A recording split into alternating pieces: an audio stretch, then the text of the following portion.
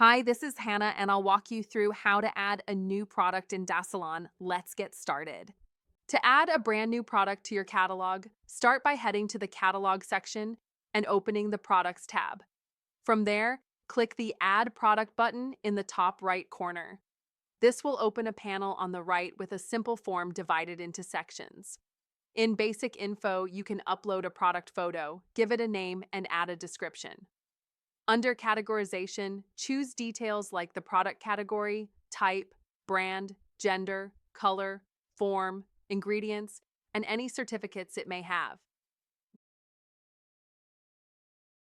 Next, in the Pricing section, enter details such as SKU, supplier name, measurement unit, supply price, selling price, markup, and tax. Finally, under Stock, assign the product to venues and add the available quantity. Once everything looks good, just hit Save, and you'll see a confirmation message letting you know your new product has been created successfully. Once saved, your new product is live in your catalog and ready to be sold, making inventory management simple and hassle-free.